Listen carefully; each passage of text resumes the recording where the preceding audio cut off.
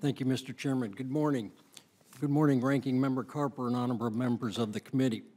My name is Kevin Frederick. I'm the Water Quality Administrator for the Wyoming Department of Environmental Quality, and I thank the committee for inviting the state of Wyoming to share its perspective on environmental cleanup of Cold War legacy sites. Wyoming is home to 38 formerly used defense sites. My comments today focus on those that have had the most significant environmental impact, which are the 7 former Atlas missile sites in southeast Wyoming. The Atlas missile was the first fully operational strategic missile developed by the U.S. and was designed for deployment of nuclear warheads during the Cold War era of the late 1950s and early 1960s. Missile sites were used for the housing, readiness, and potential launch of nuclear missiles.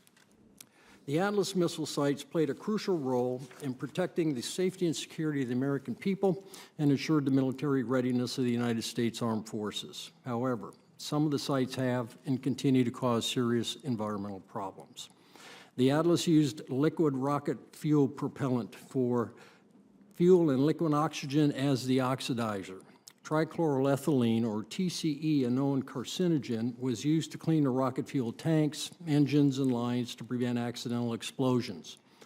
Spent TCE drained into a series of unlined pits and channels and into the subsurface. The amount of TCE that may have been released into the subsurface and into groundwater ranges from hundreds to thousands of gallons at each site. It takes as little as 2 teaspoons of TCE to contaminate an Olympic-sized swimming pool full of water, more than 660,000 gallons. A number of factors make TCE very difficult, expensive, and time-consuming to clean up. Groundwater within the Ogallala aquifer underlying some missile sites has been impacted with TCE at levels far above the safe drinking water limit of 5 parts per billion. The Ogallala, as you know, is one of the most important of the nation's aquifers, supplying the agricultural and drinking water needs of the breadbasket states in the Midwest. All of the missile sites are located within 75 miles of Cheyenne, the most densely populated area in the state and the home of F.E. Warren Air Force Base. Residents rely heavily upon high-quality groundwater, much from the Ogallala, for municipal drinking water supplies. Wyoming's missile sites have some of the largest and deepest TCE plumes in the U.S. The largest at Missile Site 4, 16 miles west of Cheyenne, is roughly 12 miles long and 3 miles wide in places. At Site 4, concentrations of TCE in groundwater are greater than 240,000 parts per billion, or 48,000 times the safe drinking water limit. Some of the City of Cheyenne's municipal drinking water supply wells, as well as 2 water wells owned by private landowners, have already been impacted by TCE from Atlas 4. Each of the 7 Atlas missile sites in Wyoming will require significant human and capital resources to complete cleanup, and each presents unique challenges and difficulties. Overall costs expended to date at the 7 missile sites exceeds $45 million, and much work remains to be done.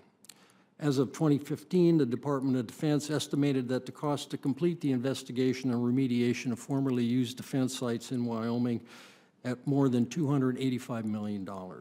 The Department of Defense is ultimately responsible for contamination at the Atlas missile sites.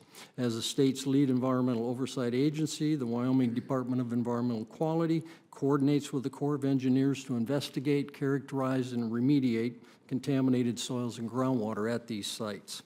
Of the 7 sites in Wyoming, only 2 are in the remediation phase to treat contaminant plumes. Collaboration between our respective agencies, together with public involvement, allows cleanup of these sites in a way that works and that is cost-effective.